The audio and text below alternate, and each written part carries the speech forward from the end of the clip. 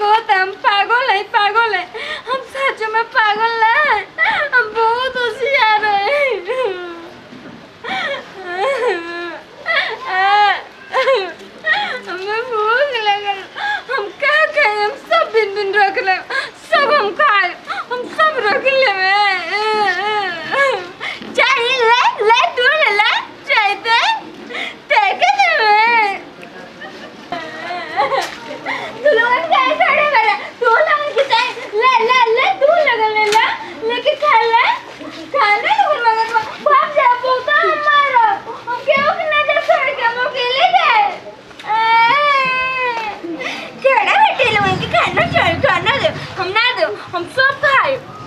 खाए और ना तो हम सब खाए पागल लोग ने मरबो कर हम सब खाए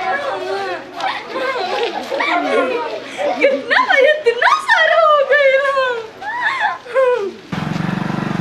ए पगली ये क्या करत है? हम पागल ना है का बे? हम लड़की है हम बहुत सुंदर लगे थे देखा कितना सुंदर लगे थे सुंदर लगाते हुए थे तोरा के कहता सुंदर लगता ए खाला रोए के आज सीखले बड़े क्या करी हो खाला रोए का बा हम बैठे में ना जा रोज आई जते आ के रोबे हां हमर घर है हम रोज आई जा के मांगे बा हां के चल जा हम ना हट हम तू के मांग लेबे यार भाग ले भाग पे आगे बढ़ अरे तो ऐसे ना भाग चल हट चल हट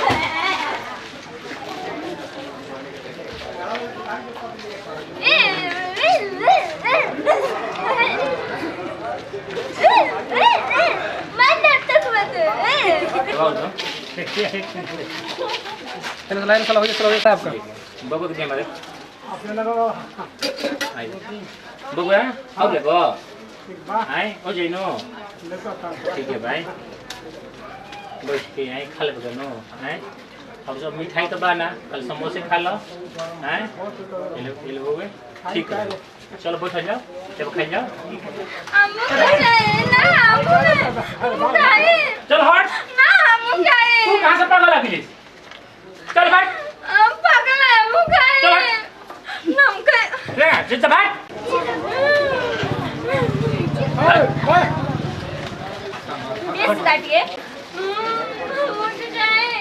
चल भाग चल भाग नहीं बाबे हाँ अरे बेटा पागल है यार रोज कतना आवली सन ये कुल ध्यान देता कि पागल के रोल करिए सन है तब कभी हुनका से लेसन कभी हमरा से मंगिए सन का चिंता कर तू खा बुढ़ कति का पागल कामे है आवे के हां का चिंता कर हाथ में ले बाबे खो बेटा का चिंता में पड़ल बाबे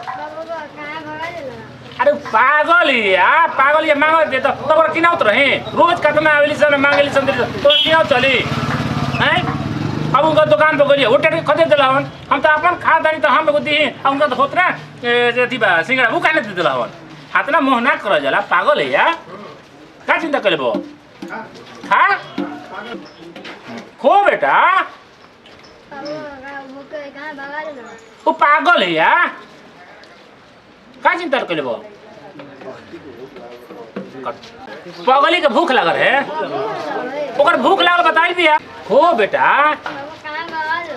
उ अब भूखे हो तो आदत बा हेने होने मांगे के हमरो फिर हम तो समोसा के दे तो दुकानदार हवन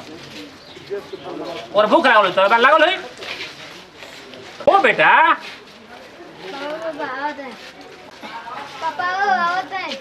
जो आप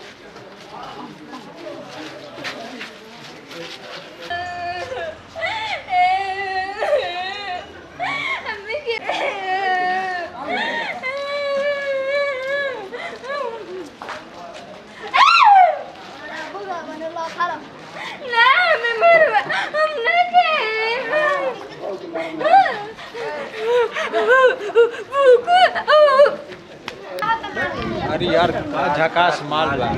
ले चलो ना गोडाउन में ले चलो चलो ले चलो सुन सुनो ना ओकरा कुछ लेके चल रहल ना का चीज मिठाई लेबे के मलपुआ के सिंघाड़ा सुनो ना डान तोड़ा का हां ओकरा तो भूख लागल बा अब का समोसा ले लिया आ खिया दिए नु बस फुसूल जाई यार फुसो जे समोसा हां हां त मिठाईओ ले लियो औरी पैक करो भैया दो पैक करो समोसा मिठाई पैक कर दी तो भैया समोसा जल्दी पैक करे तो दो समोसा दे दे और मिठाई दे दी जल्दी जल्दी भैया करी ओकरा भूख लागल तो काम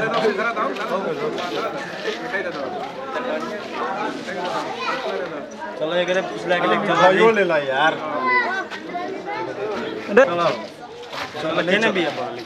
चलो ओका होई जे भी चलो का हो राहुल भाई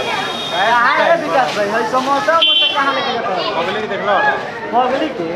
पगली से कौन लोग का तल बस यही थोड़ा काम रहो घर में काम बुझा तक कोनो एकदम संस्कारी बड़ा लोग बेचारी के खाए ले ना ना हम पगली के पगली के जाता है लोग हां केने बाड़ी पगली तो का होती का होती बियाह चलो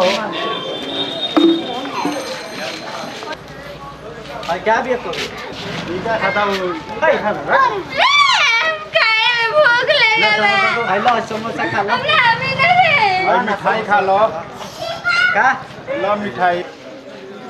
लो समोसा खा लो तोरे खातिर ना हम नहीं खाए और मिठाई खा लो ना हम नहीं खाए अब ना भूख बा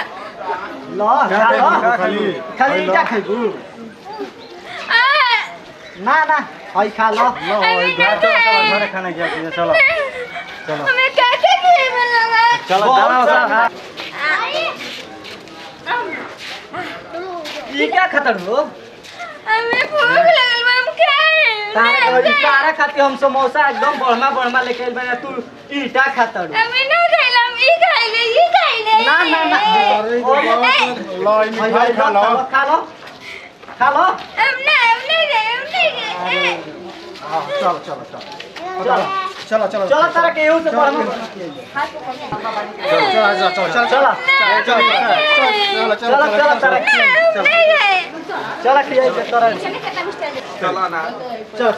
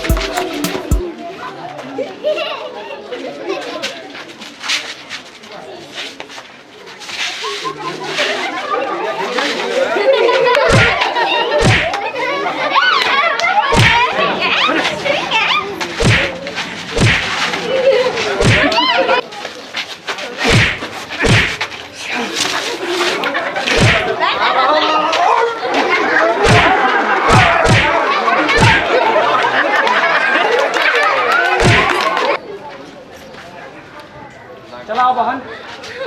हमारा रहते हुए हमारा गांव में गुंडागर्दी बहन अब तारा कोनो घबराए के बात नहीं है रो मत तू हमारा घरे चल हम तारा का सब कुछ करम अपना घर रखम ठीक बा अच्छा से तारा शादी विवाह सब करम तू हमारा घरे चल ठीक बा भैया का प्रणाम असलम भाई ओके सर जी हाँ नमस्कार प्रणाम आप सबका छोटा भाई महेंद्र सने भैया हम चंदन मौर्य जी प्रणाम हम राहुल कुमार यादव जी मौर्य अगर रवा सब के कॉमेडी ठीक लगी तो लाइक और सब्सक्राइब जरूर करब जा हमनी के सहयोगी काजल जी बानी आगे बोलो भैया हम प्रणाम हम राहुल कुमार यादव नमस्ते प्रणाम हम काजल से बोलतानी कैसे रहो सभी को वीडियो देखनी वीडियो से साथ कोनो संदेश ना रहलिए रहल तो मतलब केहू घर के बेटी बहन इज्जत होले केहू घर के बेटी बहन के इज्जत के साथ ऐसा ना कल जाला खिलवाड़ ना कल जाला सब गलत बात है कैसे देखनी है ये हमारा साथ महिला में हीरो बन के हमें बचैला तो सही बात है संस्कार में ये कहल जाला केहू के घर के बेटी बहन के अगर केहू भी इज्जत उघार तो जरूर बचावल जाला ऐसा गलत काम ना कल जाला मानता नहीं अगर आज रहुआ हमारे साथ ऐसा गलत काम कोई नहीं तो कल रहू साथ देख के घर की बेटी बहन के साथ क्यों गलत काम कर सकेला चलिए वीडियो के साथ लेते विदाई। अगले वीडियो में फिर से मिल जाए। अगर वीडियो अच्छा लगे तो लाइक करब, कमेंट करब, शेयर करब और बेल घंटी दबावल मत भूलना। चैनल का नाम है उमंग मस्ती। लाइक और सब्सक्राइब जरूर करी। चलिए ठीक है, वीडियो से साथ लेते विदाई। अगले वीडियो में फिर से मिल जाए। बाय।